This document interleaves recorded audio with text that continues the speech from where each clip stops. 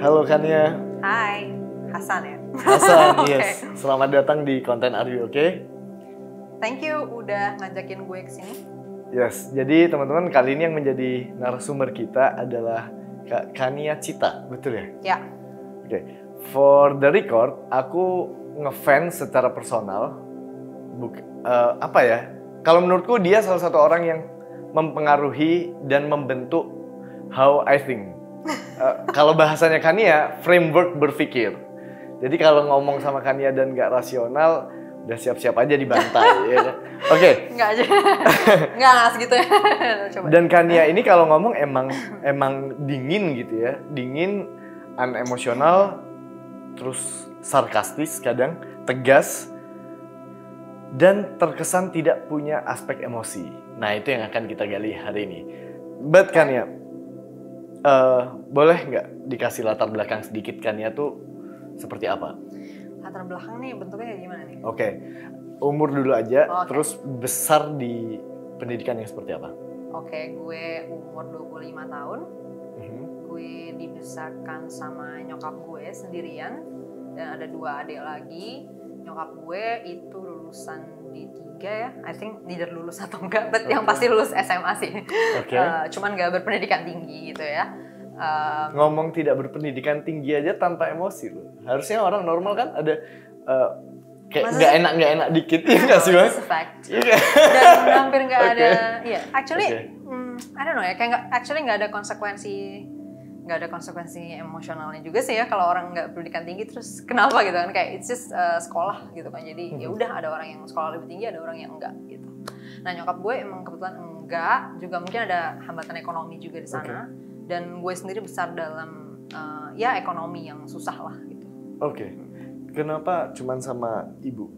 Ya, bokap gue nggak pernah ada sih dalam hidup gue juga nggak tahu. Actually gue pernah lihat di foto, cuman kayak I'm not sure kapan, karena waktu itu gue masih kecil banget aja sih. Oke, meninggal atau? Enggak, he's alive.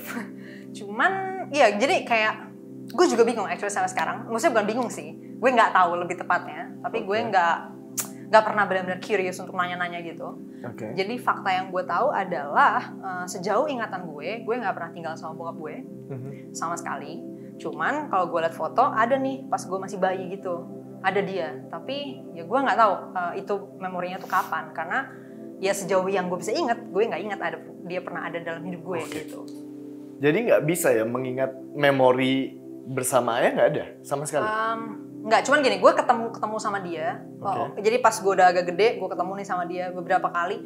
Ya mungkin selama 25 tahun gue hidup, kalau yang ada di memori gue ya, paling gue ketemu dia kayak mungkin sekitar 10 kali kali ya, 10 sampai 15 kali kali ya dalam. Oke. Nggak, ya gue nggak terlalu ingat, but maybe less dari itu.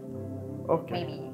Cuman gue kayak nggak terlalu ingat sih. Oke, dan Kania nggak ada ngerasa ada yang kosong. Aduh, kebutuhan afeksi dari seorang ayah nggak terpenuhi, nggak pernah ada.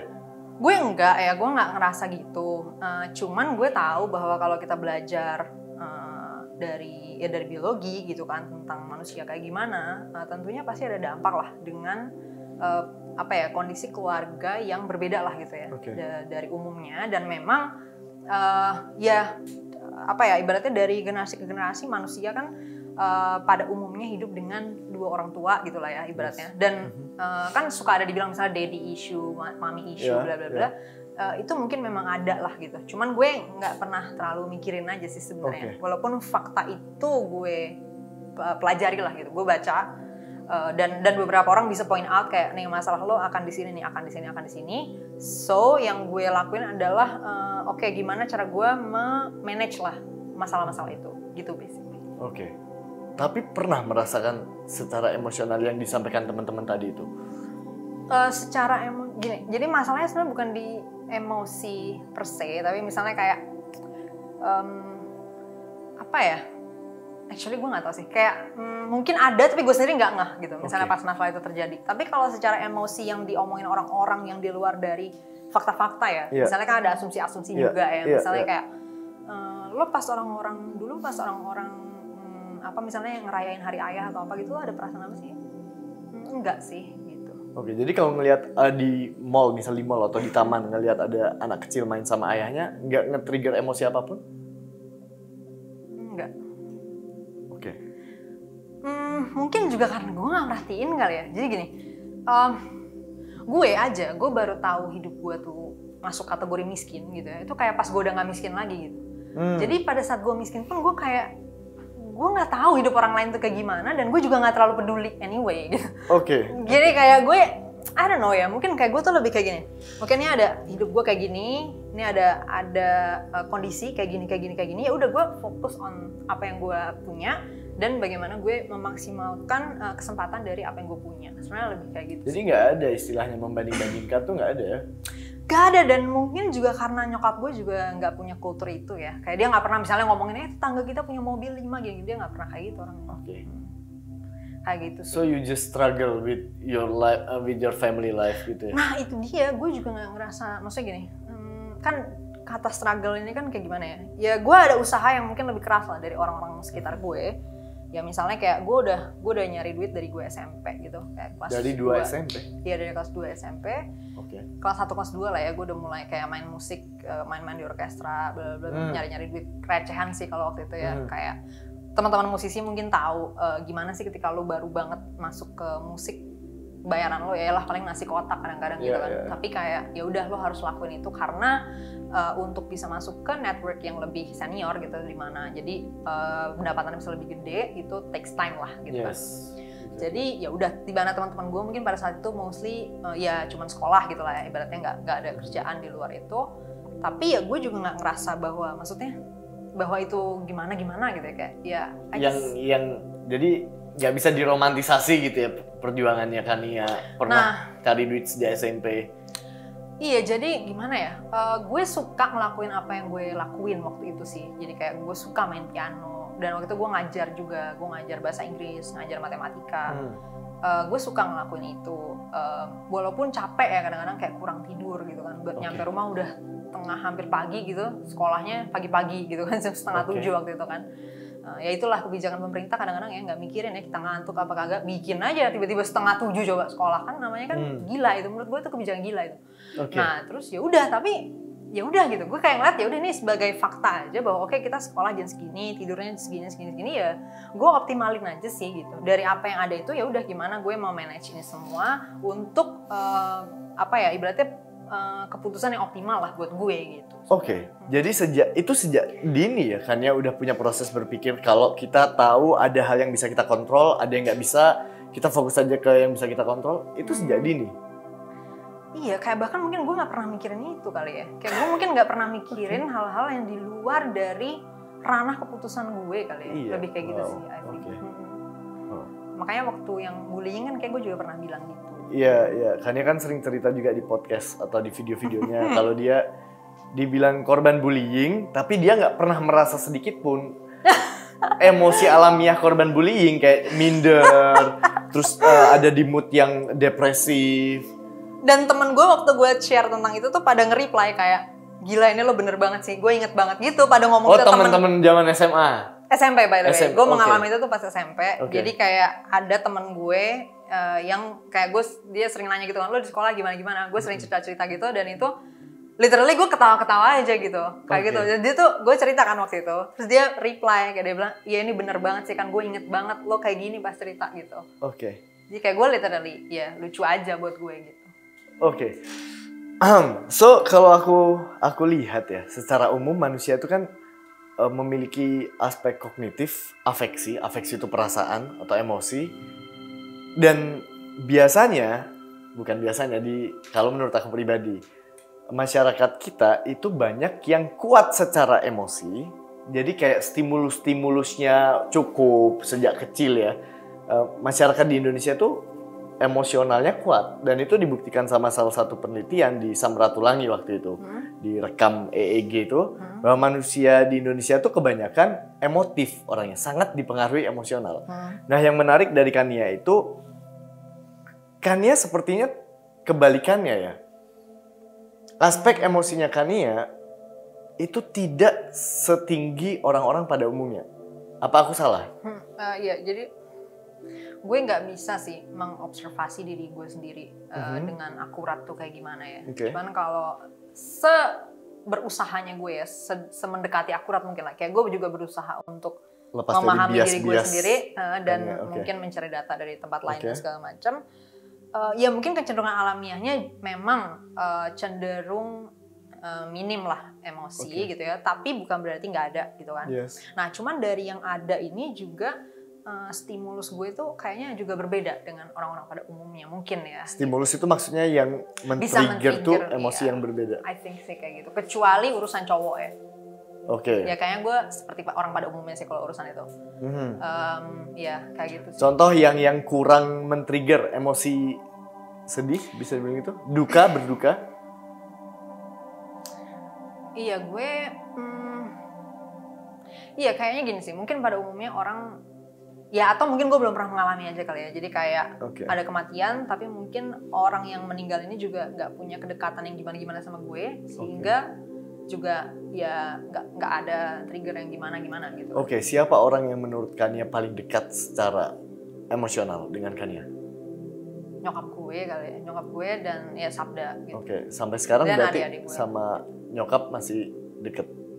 Jadi gini, kedekatan dan ya sebenarnya gini sih, gue juga sebenarnya agak bingung sih. Kania nggak pernah terbelit-belit loh kalau ngomong, kecuali dalam urusan ini. Oke, lanjutkan. Iya enggak, karena gue juga agak bingung untuk mendeskripsikannya, karena gue juga nggak ngerasa, maksudnya nyokap gue juga bukan orang yang gini deh. Ketika gue ngeliat teman-teman gue kawinan bla bla bla, itu pasti ada aja orang tua yang nangis kan. But that's not my mom gitu, kayak nyokap gue biasa aja, gue juga biasa aja. We hug but in a fucking weird way aja gitu, kayak I don't know, kayak fucking android way kali ya. Gue juga bingung. Jadi gue kalau ngeliat foto tuh kayak agak bingung juga, kayak almost emotionless gitu di dalam pesta itu gitu ya. Ya cuman nyokap gue tahu nyokap gue lebih emosional dari gue gitu. Makanya dia sering banget kesel sama gue gara-gara gue kayak gue gagal mengerti emosi dia gitu. Dan gue memaksa dia untuk nggak beremosi gitu di situ. Contohnya gimana? Ya nyokap gue tuh sering marah untuk suatu hal yang menurut gue, iya ini kan logikanya tinggal begini aja gitu. Ini nggak perlu dimarahin gitu, ngerti nggak? Jadi contoh misalnya kayak gini. Misalnya lo lupa beli aqua galon misalnya kan. Aqua galon lo habisnya terus lupa beli aqua galon. Kan ya udah tinggal beli aja aqua galon. Lo nggak perlu kayak gimana sih nih kok lupa sih nih beli aqua galon, lo dibilangin dari kemarin harusnya kan beli gini. Ini kan nggak perlu gitu. Ini tuh unnecessary gitu. Nah sehingga gue waktu gue memprotes dia gitu. Dari kecil banget dia juga, dan bukan cuma dia masalahnya. Jadi dari kayak, kecil udah memprotes. Jadi ya justru semakin gue kecil semakin sering gue memprotesnya karena gue semakin ignoran kan terhadap orang-orang kan. Tapi semakin gue besar gue belajar, gue terekspos sama lebih banyak informasi, lebih banyak orang dan orang-orang yang ngerti gue jadi teman gue, dan mereka yang kayak gini loh kan, orang tuh kayak gini, gue justru lebih less protes. Maksudnya gue justru lebih kayak oke, gue ngerti nih dia merasanya gini sehingga dia bernama kayak gini. Nah gue bisa punya strategi yang lebih efektif untuk menyampaikan maksud gue gitu. Kalau waktu kecil kan justru kita belum bisa kan menyampaikan maksud dengan benar lah gitu ya, kayak sehingga ketika kita maunya ini nih, tapi kita komunikasinya tuh belum bagus gitu kan. Nah sehingga kita jarang bisa mendapatkan apa yang kita maksud ini gitu loh. Karena kita langsung dengan naturalnya kita aja gitu, apa yang di pikiran kita langsung aja ngomong. Nah padahal ini seringkali nggak efektif buat orang lain gitu kan. Nah seiring berjalan waktu ketika gue belajar lagi, justru sekarang udah jauh lebih termanage lah gitu komunikasi gue. Nah justru waktu kecil gue sangat sering nyeletuk yang kayak gue ini salah. Nyokap gue tuh sering bilang orang tuh nggak suka kalau kamu kayak gitu. Tapi gue nggak ngerti kalau itu nggak disukain gitu. Kayak gitu. Jadi nyokap gue tuh actually gini, mungkin dia adalah orang yang udah ngerti banget lah ya kayak gue tuh kayak gimana. Nah terus dia ngerti bahwa orang lain tuh nggak bakal tahan nih kalau gue kayak gini. Nah sehingga dia sering ngomel-ngomelin gue gitu. Cuma dia nggak punya strategi yang efektif untuk bikin gue berubah. Jadi dia ngomel. Nah yang punya strategi yang efektif itu si Sabda gitu.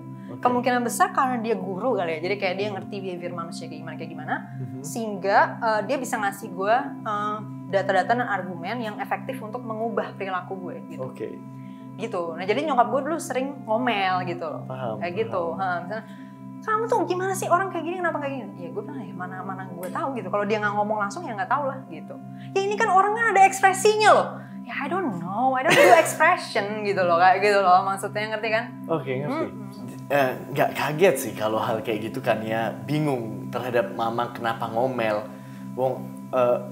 Sederhananya waktu kan ya sadar bahwa ternyata tumbuh tanpa seorang ayah juga nggak seberapa membuat Kania sedih. Jadi kalau aku ngelihat, aku nggak menghakimi ya. Cuman emang kalau menurutku dari yang Kania ceritakan, emang aspek emosional tertentu, emosi-emosi tertentu itu tidak dominan dalam diri Kania. Itu Tapi satu. tadi kita ngobrol sebelum on air juga kita ngobrol, kita ngomongin tentang undang-undang, kita ngomongin tentang hal yang salah secara umum tapi dibiarkan. Kania tuh se-passionate itu, dan passion adalah emotion. So, kalau menurutku berarti bukan tidak emosional, tapi emosi-emosi tertentu yang kurang kuat di diri Kania. Ya, actually ada gini sih. Ya ada dua. Sentimen berarti yang kurang kuat. Gini, mungkin ada gini. Well, kita pasti sama-sama tahu ya bahwa emosi itu kan muncul dari trigger terhadap suatu hal yang udah ada di memori kita kan. Oke. Jadi kayak ke trigger ini terus emosinya jadi gini gitu Oke. kan. Stimulusnya ini, keluarnya ini gitu kan. Kayak itu kan basically prosesnya gitu kan. Yeah. Nah, jadi sebenarnya ada dua alternatif kemungkinan sih tentang gue gitu ya, yang orang-orang nyampein gitu. Satu, mungkin memang emosinya sendiri spektrum rendah lah gitu ya. Jadi cenderung nggak terlalu beremosi. Terus kemudian tapi stimulusnya juga berbeda. Atau yang kedua sebenarnya gue emosional banget, tapi emang tempat yang bisa menstimulate emosi gue beda gitu mungkin ya kayak gitu. Dan gue mungkin ngerasa mungkin lebih yang kedua. Iya, yang kedua ya. Jadi gini, memori kita ini kan isinya selain yang bawaan kita dari alamiah kita lah ya gitu ya, wired gitu. Tapi juga kemudian ada yang kayak terbentuk nih over the years. Nah makanya orang-orang biasanya suka bilang emosi anak tuh akan terbentuk di 5 tahun pertama bla bla bla gitu kan. Sehingga kalau orang tuanya misalnya tiap ada orang berbeda, orang tua langsung ngaco nih. Nah akhirnya anak-anak itu lama-lama terbangun nih emosinya bahwa kalau ada orang itu gue harus merasa alarm gitu misalnya. Gue harus mulai hate nih gitu. At least hati-hati nih. Nah kayak gitu. Nah, atau misalnya ada orang meninggal terus orang tuanya ngomong misalnya ya sedih atau ngomong apa sehingga akhirnya kayak gitulah misalnya. Nah ya mungkin jadi ketika gue bertumbuh nggak ada nyokap gue tuh nggak ada kayak misalnya nge-push di situnya gitu. Misalnya kayak gini kamu harus kayak gini harus kayak gini tuh nggak ada sebenarnya. Walaupun dia adalah orang yang lebih peka secara sosial dibandingkan gue jauh lah ya. She's a social person lah gitu. Tapi dia nggak pernah mendorong itu ke gue. Nah tapi ketika gue udah besar dan gue nggak ngerti itu, dia juga yang marah juga gitu. Nah itu nyokap gue tuh kayak gitu. Jadi dari kesalahan dia sendiri yang marah sendiri gitu. Nah makanya itu yang gue bilang dari tadi gitu. That's the kind of ngomel yang gue tuh juga bingung. Karena gini, keputusan Anda sendiri, masalah muncul, ini adalah konsekuensi logis dari keputusan yang tadi. Terus di sini ngomel, dan ngomelnya ke pihak lain gitu. Yang dimana gue juga nggak ngerti, why I didn't understand gitu kan. Ya kan, loh kenapa gue nggak ngerti, gue juga bingung, gue waktu itu anak kecil gitu, mana gue ngerti, masa gue harus ngerti masyarakat gini-gini, ya gue nggak ngerti lah. Nah tapi nyokap gue nggak nge-push untuk ngajarin gue bahwa nih orang tuh kayak gini, enggak. Nah pas gue udah agak gede lama-lama orang-orang pada protes ke dia, misalnya, kenapa tuh si Kania kok kayak gini ya, kelakuannya bla bla bla, nyokap gue ngomel. Dan omelan dia ini udah nggak ada lagi solusinya juga gitu. Dia ngomel nggak ada solusi. Nah, gue ada kayak gitu, gue udah langsung give up gue gitu. Dan disitulah gue protes. Nah, terus dia marah lagi gitu bahwa kamu tuh nggak bisa semuanya nih. Orang tuh kesel lah gini-gini. Ya gue nggak ngerti kekesalan yang nggak ada endingnya gitu. Terus end game-nya apa nih nggak ada? Ya gue pusing gitu. Terus ini gimana ya? Karena tadi bilang mamanya pernah bilang nggak semua masalah tuh bisa diselesaikan dengan logika gitu. Ya jadi pas gue pas udah agak gede dikit gue bilang ke dia bahwa makanya mama tuh logikanya bener lah gitu. Nah terus dia protes ke gue bahwa jadi by the way ini baru banget kemarin ya, sekali lagi gue ngelakuin ini di grup keluarga. Jadi kayak dia, nyokap gue, adik-adik gue berdua lagi ngomel-ngomel gitu, gue nggak tahu berantemin apaan. Gue lagi baca-baca, gue liat nih kayak logikanya salah nih. Terus gue komen, gue bilang makanya ikut kelas logika dasar dulu yuk gitu. Terus nyokap gue marah dong, langsung pakai huruf gede atau pakai tanda seru semua gitu. Kayak dia bilang, nggak semua masalah tuh bisa selesai sama logika. Lagi-lagi balik ke situ. Nah jawaban gue dulu gue selalu bilang, ya justru karena logika itu salah di awal tadi lah, terjadilah masalah gitu. Justru kalau logika itu benar di awal tadi, nggak terjadi masalah gitu. Gitu, gue bilang kayak gitu. Nah, tapi just the nature of nyokap gue aja, dia ngomel lagi gitu. Nah, sebenarnya pada saat gue mau merit kemarin kan, bokap gue kan muncul tuh ya. After all these years. Jadi gini, sebenarnya bokap gue sering kayak muncul di sekian tahun muncul gitu, tapi gue juga nggak terlalu kayak ya udah gitu. This is just ada bokap gue, terus gue ya kenalnya sekedar kenal lah, maksudnya kayak ya ngobrol-ngobrol gimana. Terus pas mau merit kemana tuh nyokap gue sebenarnya nyuruh kayak, ya kamu harus undang tuh papa kamu gitu, cari tuh gitu. Jadi gue harus cari gitu. Fucking funny ya, gue juga bingung ya. Terus ya udah, terus gue bilang ke si Sabda kan kayak mamaku nyuruh aku ngundang papaku nih, jadi harus dicari nih dia gitu. Ya udah cari aja gitu. Sabda juga gitu doang, ya udah terus cari gitu kan. Terus pasti pakai metode saintifik ya. Jadi enggak sih kalau itu, enggak serepot itu. Jadi kayak gue nelpon. Jadi gini, gue punya nomor dia kan. Cuman dia tuh seperti hantu gitu. Kadang-kadang ada, kadang-kadang enggak. Jadi kadang-kadang di teleponnya juga nggak ada gitu kan. Nah cuman kemarin gue nelpon terus akhirnya bisa. Nah terus akhirnya jadi ketemuan kan. Nah terus jadi kenalan nih si Sabda sama bokap gue, dan gue bahkan ngelakuin perkenalan dengan bokap gue yang gue nggak pernah lakuin sebelumnya. Karena gue tuh orangnya kayak nggak curious gitu loh. Kayak lo gini misalnya nenek, kan lo kenapa gini-gini, atau muslim atau coki. Mereka kan sering kayak, kan lo kenapa kayak gini, orangnya gini-gini. Gue tuh nggak pernah kayak gitu. Nah jadi gue nggak pernah kenalan sama bokap gue kayak Sabda kenalan sama bokap gue. Karena Sabda tuh orangnya nanya-nanya gitu. Papa gimana, pikirannya gimana, kayak gini gimana. Nah gue juga jadi kaget-kaget sendiri, oh ternyata bokap gue tuh kayak gini ya, orangnya gitu. Gitu loh, tau gak? Gitu ceritanya. Nah terus bokap gue tuh bilang, enggak, jadi Kania tuh sebenarnya bukan nggak suka mamanya ngomel. Ini bayangin ya, bokap gue nggak pernah tinggal sama gue, tapi dia lebih tahu gue daripada nyokap gue. Dia bilang kayak gini, Kania tuh menurutku ya, dia tuh keselnya tuh gara-gara mamahnya memang kalau ngomel tuh nggak berkonsep gitu. Gue baru tahu ternyata, oh ini nih yang satu spesies sama gue gitu loh, ya ngerti gak? Jadi dia tuh ngerti bahwa problemnya tuh bukan di ngomelnya, tapi ngomel yang nggak berkonsep. Ngomel nggak berkonsep tuh maksudnya nggak ada alurnya nih. Jadi lo ngomel mau kemana nih, nggak ada alurnya. Nah ini nggak ada. Nah itulah baru gue pusing gitu. Tapi kalau lu ngomel tapi jelas nih kenapa lu ngomel, masalahnya di mana, solusinya gimana, gue akan terima lu ngomel gitu. Kayak gitu San. Kania setelah ketemu dengan bapak tadi, Kania ceritanya kan ketawa, kita juga ikutan ketawa. Tapi somehow aku ngerasa juga ketawa-ketawa sedih nih. Kayak gimana ya, ketawa-ketawa kecut gitu. Anjing itu gelap banget, ngerti gak sih? Gitu ya? Iya, nah Kania... Gue genuinely lucu sih itu by the way. Gimana? Genuinely lucu, oke, berarti. Ya sekarang lo bayangin gimana caranya itu nggak lucu coba. Ada orang yang actually ketemu sama lo kayak dalam 25 tahun tuh mungkin 10 kali. Terus on the other hand ada satu orang lagi yang hidup sama lo dari bayi, bahkan dari sebelum lo lahir, udah hidup sama lo.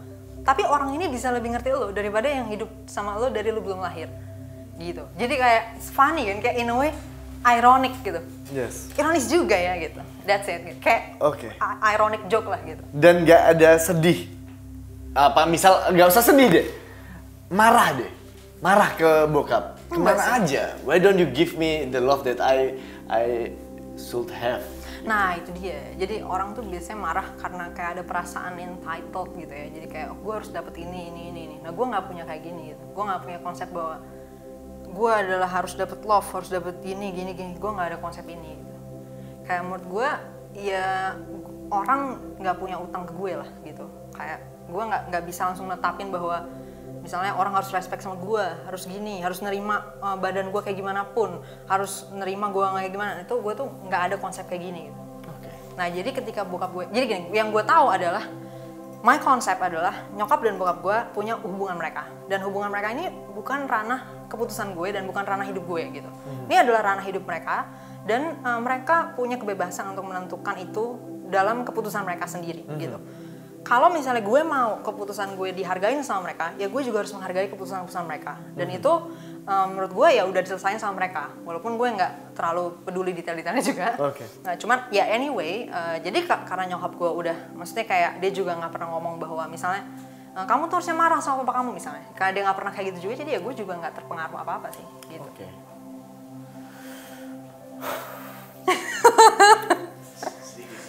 Oke, berarti kan ya sejak kecil kan nggak pernah kelihatan dengan orang lain tuh, di mata orang lain kan ya nggak pernah terlihat sama sosok ayah Kania kan. Orang lain ada nggak sih yang pernah ngomong ke Kania tentang itu atau menanyakan kepada Kania tentang itu? Iya, jadi kan ya sering ya, misalnya gue wisuda SMP atau SD ya something lah basically. Oh gue pernah olimpiade juga, terus kayak ya biasanya kan orang-orang ini kan dianterin sama orang tuanya bla bla bla. Gue sendiri sebenarnya kayak gue juga apa ya, gue tuh orangnya parah banget level cueknya gitu. Jadi gue juga nggak terlalu ngeh nih orang lain kayak gimana, gue juga nggak ngeh sih gitu ya. Nah pas dia nanya aja ke gue kan, kan lo sama nyokap lo doang gitu misalnya something like that lah. Tuh kayak iya emang kenapa gitu. Itu sekitar umur berapa?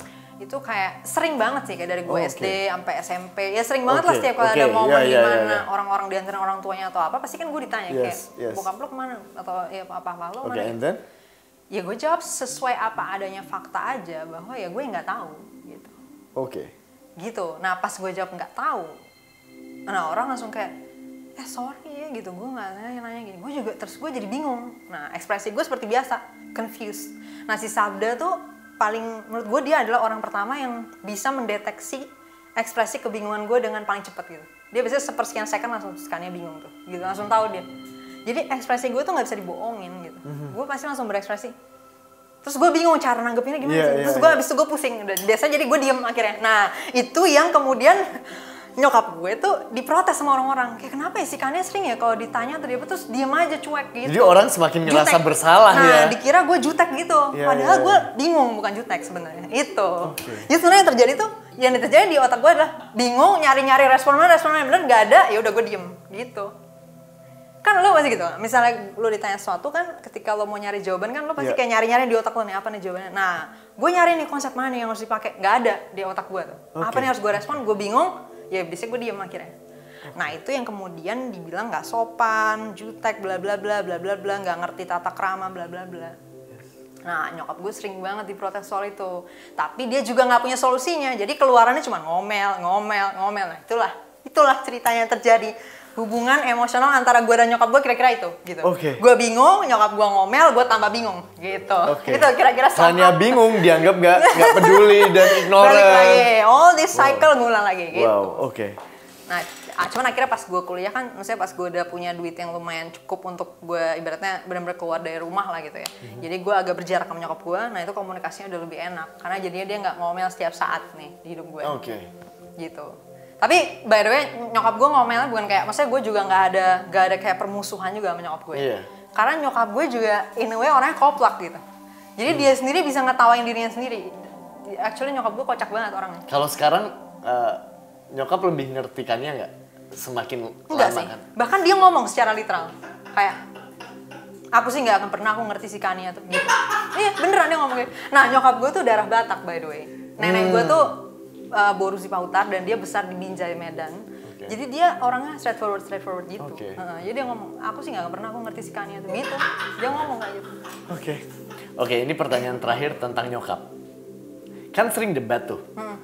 Pernah nggak Kania ngerasa nyokap yang benar? Jadi gini, ada dua kemenangan lah nyokap gue ya dalam konflik nih. Dia menang tuh dengan dua cara sebenarnya. Dua cara. Ada satu momen dimana dia menang karena emang argumen dia tuh lebih logis ya, dan gue ada data yang gue nggak tahu sehingga ketika dia ngasih tahu gue jadi langsung gampang berubah karena oh iya benar berarti keputusan yang sana. Nah satu lagi adalah yang kayak gue kayak lebih kayak ada bagian hidup dia yang terdampak dengan keputusan gue, sehingga walaupun keinginan dia tuh emosional, I let it gitu. Gue kayak ya udah karena ya misalnya nyokap gue selama ini juga udah banyak pengorbanan dan lain sebagainya, sehingga gue take that into account dalam keputusan gue, sehingga ya udah gue ngikut apa kata nyokap gue gitu. Nah yang pertama momen yang dia menang itu gini, pas gue mau kuliah gue tuh pengennya ke UGM gara-gara sebenarnya gue pengen kabur abis itu ke ISI gitu. That's the goal gitu. Kayak gue pengen kabur dari, maksudnya lepas dari rumah gitu? Bukan, gue sebenarnya nggak pengen kuliah akademik, gue actually mau jadi musisi waktu itu sebenarnya. Nah, gue ngerasa tuh kalau gue lagi main piano tuh kayak kelihatan pinter banget gitu, terus gue seneng aja gitu. In that moment gue seneng. Itu actually irasional tapi ya udah gitu. I like it.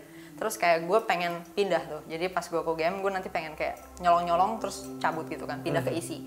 Nah, cuman terus nyokap gue bilang, loh kalau UGM itu kan jauh gitu kan, dia kan di Jogja gitu. Nah gue suka gini, kadang-kadang tuh gue kayak nggak mikirin elemen ini yang ya ibaratnya biasalah anak muda kan banyak bagian yang kayak belum ngeh nih kalau ini tuh problem, ini tuh berpengaruh gitu. Nah terus dia tuh, dia udah lebih berpengalaman, makanya dia jadi tahu kan bahwa variabel yang bakal ngaruh di sini adalah ketika lo keluar kota dan kemudian itu pendaftaran kuliah, ada kegiatan kuliah yang mendadak misalnya, tiba-tiba harus ke sana, lo harus nyiapin ongkos lebih gede jauh gitu kalau luar kota. Dan lo nggak punya pendapatan yang cukup untuk menjamin lo pasti bisa ke sana anytime gitu. Dia ngomong kayak gitu. Gue langsung iya juga ya. Akhirnya gue di UI gitu. Wow. Nah itu satu ya. Yang kedua adalah itu momen kemenangan nyokap. Iya, ya karena akhirnya gue jadi ke UI, right? Gue nggak jadi lagi dengan keputusan gue yang sebelumnya itu, gitu. Ya sebelumnya sebenarnya pernah ada debat kayak gitu waktu gue SMA, karena nyokap gue sebenarnya pengen banget gue di SMA yang inilah, yang unggulan lah gitu ya. Ya nilai gue sebenarnya cukup kan gitu.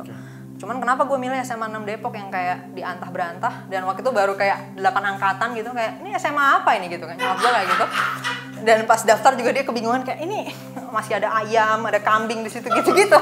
Terus gue kayak gue don't care about it gitu. Gue cuma bilang ya kayaknya males aja kalau ke Jakarta nanti keributan lagi nih sama urusan senior bla bla ini. Gue kan orang yang nggak suka krempongan-krempongan yang gimana sih kayak nggak jelas nih tujuannya apa gitu kan. Jadi gue nggak mau ke situ. Nah akhirnya gue ke 6 Depok yang nyokap gue tuh sebenarnya kayak awalnya nggak setuju banget lah gitu. Tapi dia ngerasa ya udahlah nggak terlalu signifikan gitu apa. Mungkin dia juga jadi logis lah di situ ya kayak nggak ada dampak yang terlalu gimana dan deket rumah juga jadi udah. Nah pas kuliah ya jadi pas SMA dia kalah lah gitu ya. Gue tetap go with my choice. Pas kuliah dia menang. Nah abis itu yang terakhir adalah pas mau merit. Gue kan sebenarnya gue nggak tertarik dengan maksudnya dengan ngerti nggak sih kayak social celebration lah gitu ya kayak pesta undang semua orang ya. Gue aja temannya 10 paling gitu kan. Coki muslim gitu kayak udah bisa dihitung jari lah teman gue gitu kan. Jadi mau bikin pesta juga ya siapa hantu yang mau datang gitu kan. Jadi gue juga bingung kan kalau mau bikin pesta apa. Nah cuman nyokap gue lah seperti biasa. She's a social person, temennya 4.000 gitu kan. gue juga heran temennya banyak banget gitu kan. Terus ya udah terus dia bilang ya aku lah yang harus ngundang orang gini-gini. Dia bilang gitu kan. Nah awalnya sebenarnya gue kayak nggak usah diturutin lah tuh mama. Gue bilang gitu ke si Sabda actually. Nah si Sabda bilang kamu tuh mama kamu tuh hidup udah lama ngurusin kamu doang loh gini. Terus akhirnya gue pakai elemen elemen irasional lah gitu ya. Ya udahlah gue let go lah gitu maksudnya. Ngalah aja harus disadari bahwa itu elemen irasional ya. Ya memang kan bisa disadari bahwa oke ini nggak ada sebenarnya nih alasan rasionalnya gitu ya. Ya bahwa kan sebenarnya secara rasional lo actually bisa cuman ya catatan terus selesai gitu kan. Tapi gue tahu nih nyokap gue tuh social element tuh penting banget lah buat dia. Bukan gue yang tahu sih sebenarnya. Sabda yang tahu. Terus gue terima data itu, ya udah gue ikutin gitu. Nah jadi nyokap gue di situ nggak bikin argumen apa-apa actually, gue langsung ngalah aja gitu. Langsung bendera putih gue. Ya udahlah pesta lah gitu. Misalnya udah undang orang dah gitu. Kayak gitu kira-kira gitu sebenarnya. Ya termasuk juga pakaian gitu-gitu. Gue tadinya tuh gue mau pakai baju biasa aja gitu. Kayak kalau bisa ya mungkin kayak gini aja gitu gue merit kan. Nah nyokap gue waktu ngelihat dress gue yang pertama marah-marah sampai mencak-mencak sampai rambutnya kayak mau berdiri gitu kan. Gue juga heran gitu. Apa? Gue bingung masalahnya gitu. Apa masalahnya gitu? Ini baju kan simple dan enak dipakai gitu. Nah tapi dia bilang, loh kamu tuh nggak ngerti tata krama gini-gini orang. Ya memang gue nggak pernah diajarin. Coba nyokap gue itu dia membaca gue dengan kacamata dia gitu. Seakan-akan apa hal yang dia tahu itu gue tahu juga. Gitu. Nyokap gue tuh kayak gitu. Nah sebenarnya gue juga dalam waktu yang lama kayak gitu. Sampai akhirnya gue ngerti bahwa oh ternyata orang tuh mikirnya nggak kayak gue gitu. Nah itu baru gitu. Gue baru tahu kayak oh ternyata dia mikirnya gini ya. Fuck gitu. Ternyata yang harusnya boleh ngomong ternyata tuh orang lain ngelihat Kania. Oh gitu ya? Ya? Oh ternyata beda ya pola pikirnya Kania. Nyokap gue itu ngerasa apa yang dia pikirin itu gue juga harusnya tahu gitu. Nah habis itu gara-gara dia nggak tahu bahwa gue tuh nggak tahu itu, dia nggak pernah ngasih tahu gue, ya akhirnya gue salah terus dan dia ngomel terus gitu. Nah makanya terakhir dia ngomong lagi, ya ini kan soal tata krama gini-gini. Ya gue bilang, ya apa coba jelasin dulu. Nggak bisa jelasin dia. Heran aku, kayak gini aja harus dijelasin kamu tuh, apapun harus dijelasin sama kamu gitu. Udah terus marah-marah terus gimana? Ya gue juga bingung ya. Orang nggak ngejelasin kok minta dimengerti coba. Gimana ya? Gue juga nggak bisa mengerti gitu. Ini ibu. Gitu. Ini ngomong sama ibu. Iya. Dan nyokap gue juga abis itu ya udah santai lagi biasa aja. Oke. Kita geser sekarang. Kita udah tahu latar belakangnya Kania dan gimana Kania bertumbuh gitu ya sebagai manusia dewasa. Sekarang kita ngomongin masalah cinta kan ya. Relevan topik ini? Apa nggak relevan cinta? Bebas sih, gue nggak tahu. Ya, terserah. Bebas saya. Cinta menurut Kania tuh apa? Ya, aktivitas biologis. Ya maksudnya kan ada proses di otak dan sebagainya. Dan ya jadi lo merasa begini. Ya sama kayak kebelet pipis lah. Hormonal things. Oksitosin. Dan untuk tujuannya apa ada cinta? Kan setiap emotion kan dibuat for something. Kalau cinta menurut ya kalau secara biologis, bukan menurut gue sih, ini kayak ya gue tahu dari fakta-fakta yang udah ada aja ya, basically kayak kenapa muncul atau bukan kenapa sih sebenarnya, bagaimana lah ya, bagaimana dia muncul. Ya itu kan sebenarnya lebih kepada membantu kita untuk berkawin kan dan bereproduksi dan berkembang biak, jadinya lebih survive lah gen manusia gitu. That's it. Iya, karena kalau misalnya nggak ada itu kan nggak tahu ya, maksudnya kemungkinan besar mungkin jadi susah kali ya, kayak maksudnya gimana nih gitu kan, terus jadi overthinking gitu kan. Nah kalau cinta kan bikin lo nggak thinking bahkan, jadi mempermudah, menstimulus untuk perkawinan tuh jadi mudah. Proses kawin sehingga itulah yang membuat jadi 8 miliar manusia. Iya, oke, itu kan itu yang Kania anggap benar kan kayak gitu kan, berarti kan di hidup Kania itu dari fakta yang ada. Iya, dari fakta yang cuman ada. kalau itu terbantah bisa aja sih, nggak tahu gue sejauh ini. Enggak, itu juga emang fakta yang ada, cuman cinta kan menurut orang lain kan dibumbuin nih, diromantisasi tuh. Itu kayak gimana maksudnya? Ya ini cinta dari Tuhan, aku dipertemukan sama kamu for something. Jadi kan dia nggak percaya hal-hal kayak gitu. Aduh, gue penodaan agama nih. Tuh gue nggak sejawab ini. Lah kenapa? Enggak, kenapa? Enggak, ya maksudnya gini, kalau misal omongan Kania nggak aman, kita pasti cut kok. Atau kita pasti sensor. Enggak sih, menurut gue gini. Jadi ada fakta kayak gini. Ya menurut gue kayak gimana itu menurut gue nggak relevan sih. Gitu. Iya, tapi maksudnya Kania pernah nggak sih ngerasa kayak sabda is made for me gitu. Itu dia, gue nggak pernah ada perasaan kayak gitu dan gue nggak pernah kirain ada. Gue nggak pernah bikin kayak asumsi-asumsi gitu dalam hidup gue sih. Kayak misalnya ini ada kejadian gini, oh ini karena gue nggak pernah kayak gitu. Ngarang-ngarang sendiri ini karena ini. Tapi kalau aku ngelihat Kania sama Sabda ini kan kayaknya wow, they both are just so compatible to each other. Iya, itu yang sebenarnya dipikirin sama Henry, teman kita yang coblangin kita. Itu adalah orang yang rasional juga dan scientific lah, dia data banget lah orangnya gitu kan. Ya dia tuh actually membaca si Sabda, terus membaca gue, terus dia mikir, gila sih lo harus banget sih kenalan sama Sabda gitu. Jadi justru dia yang membaca data itu, gue kan nggak kenal Sabda gitu kan. Iya, nggak ada percaya kayak, iya kayaknya emang ini ada something greater than me yang mempertemukan dan aku emang harus sama Sabda. Ya Henry berarti something greater than me. Henry mana piring? Anda sudah saatnya membuat cult baru di Indonesia ini, Henry. Anda greater than me. Anda greater than everyone di sini. Coba.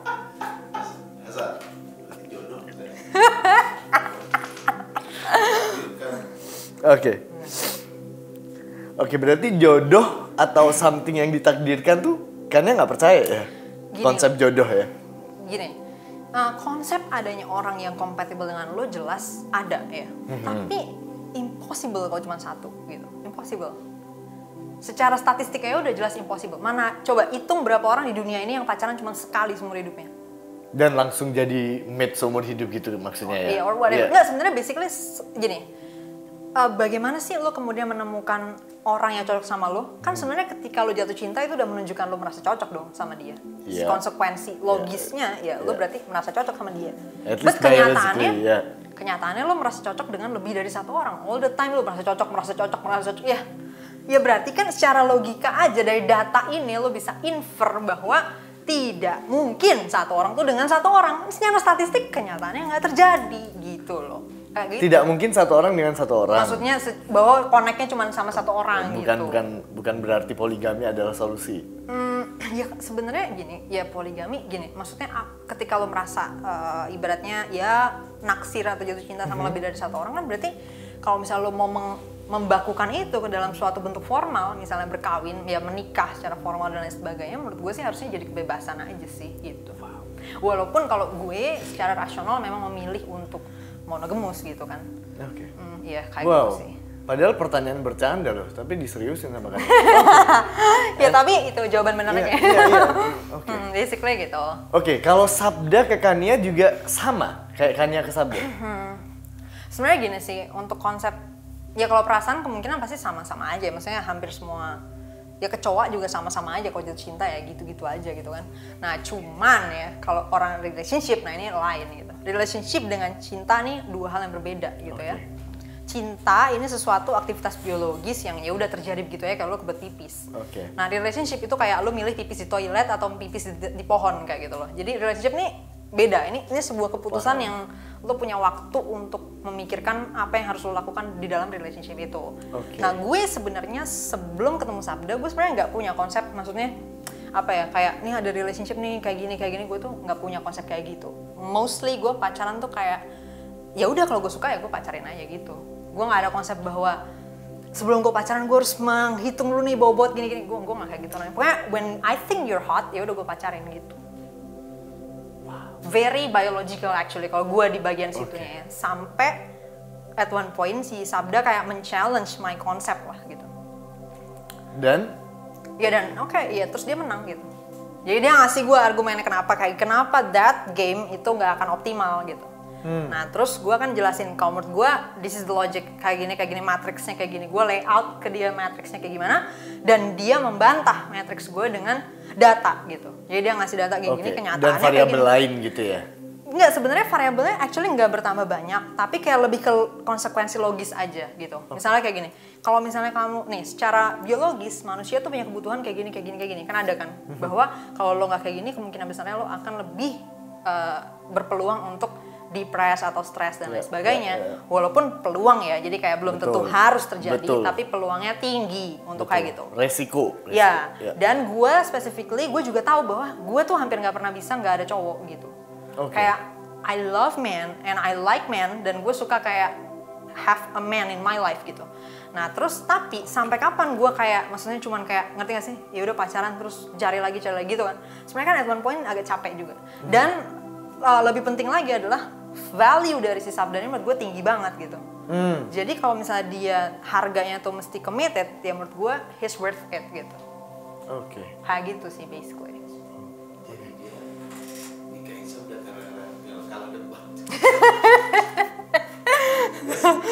Gitu. Oke. Jadi kalau misal mau nikahin Kania itu harus menang debat ya sama Kania ya. Nah, enggak juga sih. Kalau Sabda sebenarnya gini, threshold awal kalau ke gue tuh harus seksi dulu, itu dulu ya. Buat gue. Jadi ketika dia udah pas itu dan pace-nya lumayan jauh. Itu sebenarnya gue udah agak susah karena di awal-awal tuh kayak udah addicted duluan sebenarnya kan. Nah, jadi awal-awal tuh gue yakin ya pada saat sebenarnya gini, actually yang ngajak stay bareng selamanya itu gue sebenarnya. Bukan married per se, cuman kayak gue pengennya selamanya sama lo gitu ya, kayak gitu lah, something like that.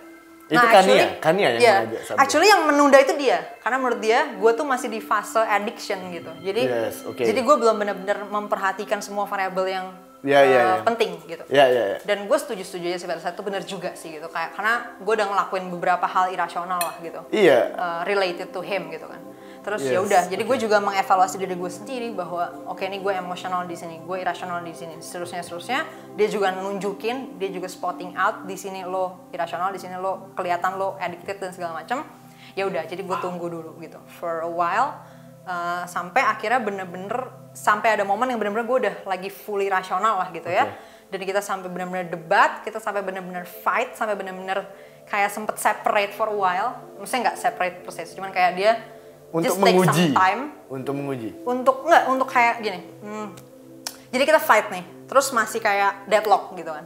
Deadlock, dia bilang gue nggak bisa go sebelum lo settle di sini. Ya udah, jadinya kayak ya break lah a while. Gue mikir lagi, calculate lah gitu ya, decision gue harus kayak gimana dengan segala variabel yang dianggap penting itu. Dan dia juga kayak gitu, mikirin itu dengan segala variabel yang gue anggap penting. Nah, baru kita ngobrol lagi dan di situ baru kita bisa sampai pada keputusan kita sekarang gitu. Ya, itu menikah. Ya.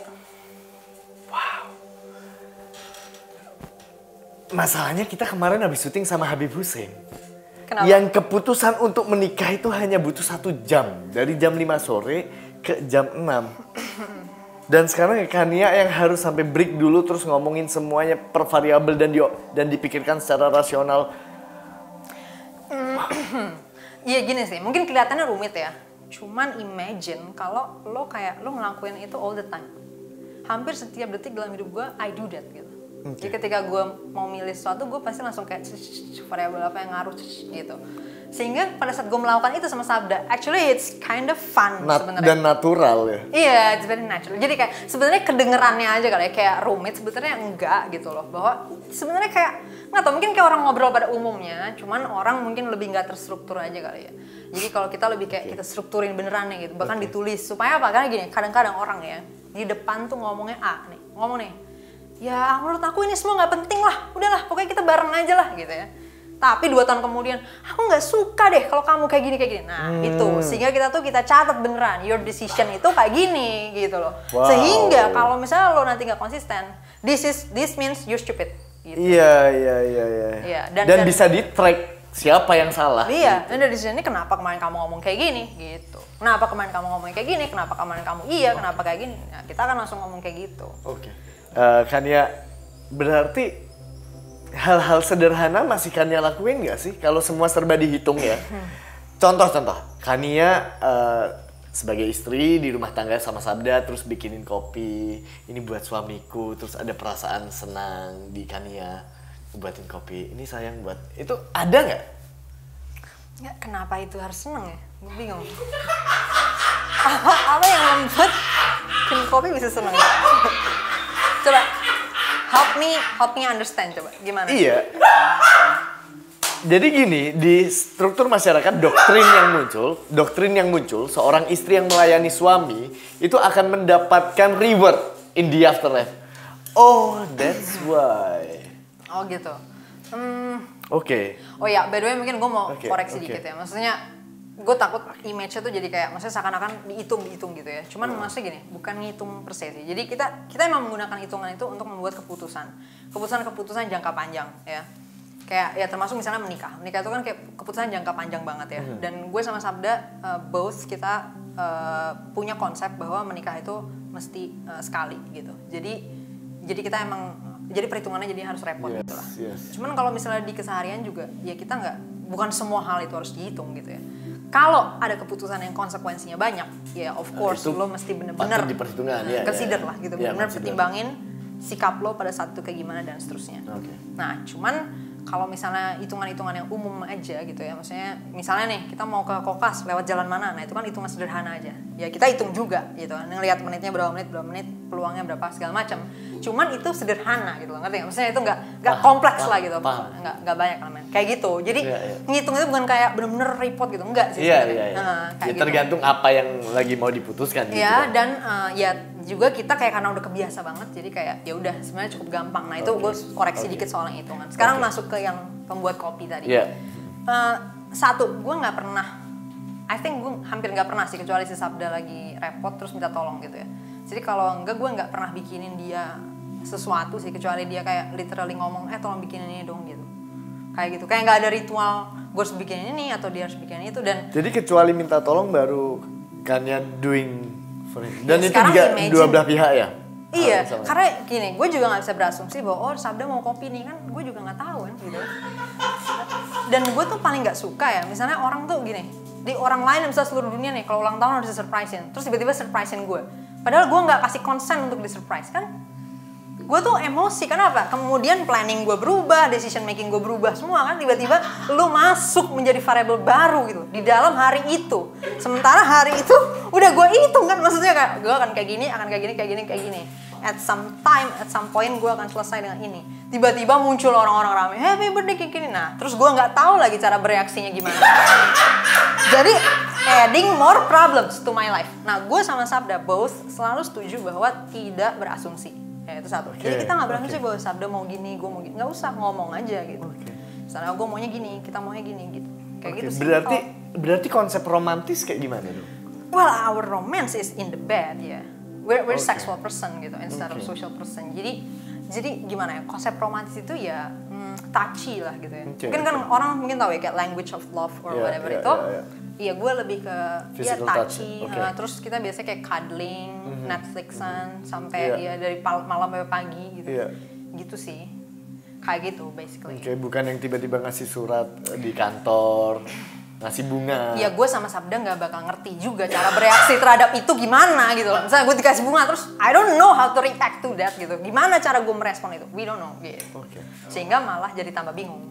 Kalau perhatian, dalam relationship ya, orang kan menunjukkan bahwa kita peduli sama pasangan kita dengan beberapa pertanyaan-pertanyaan sederhana yang paling umum tuh, sayang lagi di mana, ngapain, udah makan apa belum.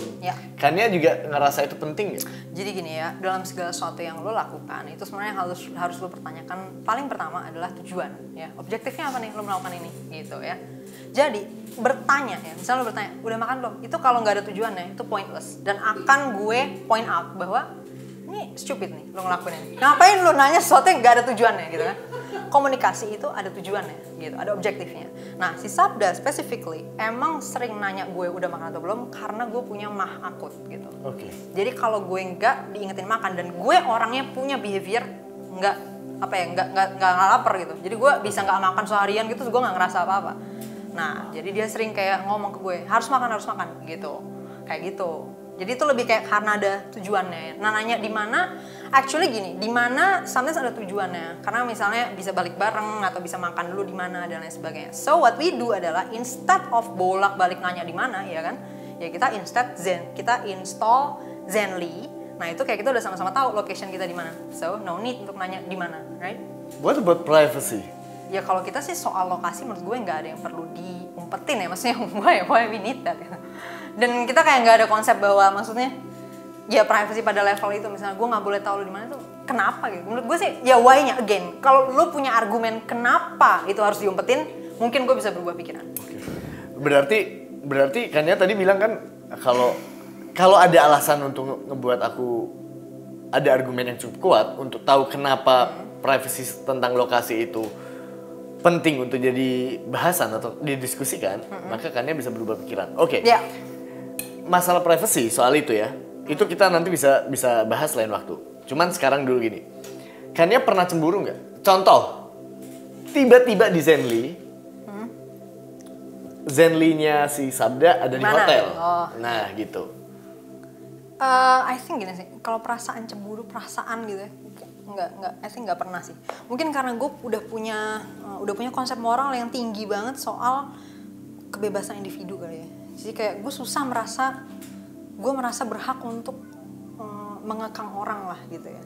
Walaupun kita punya nih komitmen, tapi yang keluar bukan perasaan cemburu, lebih kayak ya udah let's talk about this gitu, kayak bukannya kita di awal udah berkomitmen untuk nggak sama orang lain ya, misalnya kayak gitu, ya udah terus diskusiin aja gitu. Tapi perasaan itu sendiri tuh nggak keluar gitu, maksudnya kayak gue marah or something. Tapi gue sering kayak ngeledekin dia gitu, misalnya dia DM-an nih sama cewek gitu kan, terus ceweknya cakep banget gitu menurut gue. Nah terus gue kayak wah cakep juga tuh gitu. Tapi kayak terus dia bilang ya gitulah pokoknya kayak itu dia ngapain slutting around, cie. Padahal kayak bercanda doang gitu sih biasanya. Terus ya lucu-lucuan aja. Dia juga tahu gue yang paling sering ngelakuin itu. Karena kalau dalam biologi kan, kalau kita ngomongin mating game itu ada namanya slut game lah gitu, di antara female gitu ya, among females. Jadi ya lu tau lah, biasanya cewek nih di belakang sebenarnya fuck nih orang nih slut nih, tapi di depan hai cipika-cipiki bla bla gitu kan. Itu kan slut game sebenarnya kan. Nah jadi gue suka ngomong gitu sama dia kayak, is she slutting around or what gitu lah. Tapi dia tahu itu bercanda doang gitu. Gitu sih basically. Jadi kalau misalkan yang ngelihat dia ada di hotel, perasaan yang muncul pertama apa? Enggak sebenarnya. Ada fear nggak? Gue malah gini, setelah lu nanya kayak gini gue jadi mikir, jangan-jangan dia pernah di hotel dan gue nggak tahu. Karena gue juga baru ingat ya, gue jarang banget ngecek tuh Zenly gitu. Jadi setelah gue pikir-pikir lagi. Oke. Ya, ini kan cuma hipotesis. Kita kan cuma ingin tahu kan ya. Kalau nggak sengaja, misalnya gue buka Zenly terus dia ada di mana nih? Gue lebih kayak mikir dulu nih, ini lagi ngapain nih? Iya, ada urusan kan apa? business meeting, ya kan? Ya ada urusan apa? Nah sebenarnya gue emang lebih tertarik kalau dia yang lagi meeting kayak gitu-gituan, meeting sama orang yang untuk bisnis atau bla bla gitu. Gara-gara gue suka ngasih ide-ide gitu. Jadi kalau dia lagi meeting sama siapa, nah gue suka kayak, ini kamu tanya aja kayak gini, tanya kayak gini gitu. Kalau suatu hari beneran ternyata dia di hotel dan ini cuman seandainya hipotesis ya. Hipotesis ya. Thought eksperimen. Iya, dan ternyata emang dia cheating. Bukan hipotesisnya, hypothetical, sorry, salah kata. Iya, oke. Dia cheating. Karena beda makna. Iya. Kemudian dia selingkuh, ketahuan sama Kania. So, what do you think would you feel? Jujur aja ya, gue sih nggak bisa, gue nggak yakin akan ada reaksi yang bagaimana gitu ya. Karena gini, selama gue pacaran selamanya dalam hidup gue ya, ketika misalnya gue tahu cowok gue tidur sama cewek lain atau apa gitu, biasanya gue juga ya biasa aja gitu kan. Nah terutama kalau pada saat itu gini, mungkin the konsep lebih kayak gini ya. Seks itu kan biological gitu ya. Jadi kayak keputusan dia untuk sama cewek lain itu mungkin ya itu bukan biological gitu kan. Ada tindakan yang harus diambil dan lain sebagainya. Ya tapi jadinya gue mesti tahu dulu nih gitu. Variabel apa sih sebenarnya yang berpengaruh sampai dia melakukan itu gitu kan. Nah cuman kalau perasaannya sendiri tuh gue hampir nggak ada. Karena gini, konsep komitmen monogami sendiri tuh baru sekarang gue melakukan gitu ya. Selama ini gue setiap pacaran tuh gue selalu di depan bahkan ngomongnya this is free market gitu. This is free market tuh maksudnya kalau dia nyobain brand lain ya boleh gitu kan. Ya kayak misalnya lu lagi pakai Spotify, masa lu nggak boleh free trial Joox untuk membandingkan dua brand ini for your suitability gitu kan. Kalau misalnya ternyata Spotify nggak suitable sama lu, masa harus dipaksain stay sama Spotify habis itu sambil bikin thread di Twitter tolong dong dia supaya stay sama Spotify kan impossible kan. What's the logic gitu kan. Jadi gue selalu ngerasa compatibility itu nggak usah dipaksa gitu loh. Kalau memang dia nggak compatible lagi, what we do adalah bukan langsung ngeblok incompatibility-nya itu dengan misalnya bilang, ya jangan kayak gini tuh tidak menyelesaikan apa-apa. Kayak gininya udah terjadi, so what we do adalah kenapa ini terjadi, variabel yang berpengaruh apa, how to mitigate gitu, mitigasinya kayak gimana, or is this even a problem? Bisa aja kan keluar solusi lain, misalnya ya udah kamu bolehlah jajan-jajan misalnya berapa kali sebulan atau apa misalnya ya. Jadi all the alternative solusi itu akan keluar setelah kita bahas kenapanya ya kan, step by stepnya sampai ke situ gimana kayak gitu sih basically. That's what I do sih most of the time in my life sebenarnya. Oke, tadi itu kan aku membayangkan sebuah kejadian yang menurutku paling berdampak terhadap sisi emosionalnya Khania. Ternyata nggak terlalu, dan solusi yang muncul pun malah wow. Gini, secara natural kan emang perempuan nggak ada kebutuhan untuk memastikan laki-lakinya tuh sama dia doang kan. Secara proses evolusi manusia, laki-laki punya insting untuk memastikan perempuannya sama dia doang karena dia nggak bisa tahu si perempuan ini hamilnya sama siapa dalam proses evolusi kita ya. Bukan kemarin ini pas udah ada tes DNA ya. Cuman jadinya secara biologis ada insting dan laki-laki akan lebih kuat di situnya untuk kayak bener-bener bisa ke-trigger banget nih kalau cewek tidur sama cowok lain. Nah tapi di cewek hampir nggak ada, maksudnya secara umum lah, kecenderungan umumnya insting itu tuh nggak di semua cewek lah. At least biologically ya. At least biologically. Tapi gini sih, ya ada mungkin cewek-cewek ada kecemburuan karena ya maksudnya dalam prosesnya kan resource ya gitu, ada perdebatan resource, tapi nggak akan menurut gue secara logika dari proses evolusinya kemungkinannya akan kecil untuk cewek tuh punya kecemburuan yang lebih tinggi daripada cowok di situnya. Bukan kecemburuan sih, bukan kecemburuan per se, tapi lebih ke perasaan nggak bisa nerimanya nih gitu. Kalau cewek tuh biasanya lebih cenderung bisa nerima gitu. Jadi selingkuh nih nangis gitu ya, marah mungkin gitu, tapi kemudian ya udah nggak apa-apa, aku maafin gitu. Cowok akan kecenderungannya lebih nggak bisa. Nah karena dalam proses evolusinya yang lebih terdorong untuk benar-benar make sure ceweknya sama dia doang tuh cowok dibandingin cewek gitu. Itu kecenderungan biologisnya ya. Secara umum by the way, bukan berarti ada orang yang kayak gitu dan sebagainya. Nah jadi di situnya mungkin kalau di sabda justru akan lebih ke trigger misalnya. Nah kalau di gue satu gue udah cewek ya kan, sehingga ada bias di mana kecenderungan itu minim, dan dua gue juga orangnya kayak gini gitu. Maksudnya kayak ya mungkin gue di spektrum yang ya cukup beda lah gitu sama orang banyak misalnya terkait dengan apa yang bikin gue cemburu atau marah atau sedih dan lain sebagainya. Itu sebenarnya sih. That's basically the I understand. The reason lah gitu. Mungkin ini pertanyaan terakhir ya sebelum kita closing. Khania, kalau pertanyaan seperti itu tidak cukup men-trigger sisi emosional Khania, ada nggak sih? Ada nggak kejadian apa yang menurut Khania bisa jadi belum terjadi atau bisa jadi udah terjadi yang sangat-sangat emosional? Sebenarnya sih dari proses kita ngobrol tadi udah ada sebenarnya titik-titik di mana ya gue sangat emosional ya kan. Misalnya pas gue dengar nyokap gue ngomel nggak berujung, itu sebenarnya gue sangat emosi gitu, karena kayak frustrating buat gue gitu kan. Gimana nih cara nyelesainnya, gue juga pusing gitu kan. Nah cuman mungkin emosionalnya bukan yang dimaksud kali ya. Maksudnya mungkin emosi yang dimaksud mungkin sedih, berduka, benar-benar apa ya, mungkin benar-benar terpukul lah gitu ya. Mungkin kalau Sabda meninggal kali ya gitu, karena gue nggak punya orang lain lagi yang bisa ngerti gue pada level sabda gitu. Oke. Sehingga hampir seluruh elemen dalam hidup gue tuh kayak udah dependent banget nih ke keberadaan dia gitu. Jadi untuk berdialog aja tuh effort gue kecil banget kalau sama dia gitu. Tapi kalau sama orang lain kan agak lumayan banyak nih hal yang harus gue jelasin dulu kan, karena kan frameworknya berbeda. Yang tadi lu bilang framework, ada perbedaan framework nih dan lain sebagainya. Sehingga ada banyak hal dalam hidup gue yang udah very easy gara-gara ada dia gitu. Oke. Nah kalau dia nggak ada, very likely gue terpukul banget sih. Oke. Oke, Kania, last question. Are you okay? Why not? Why not? Thank you. Thank you.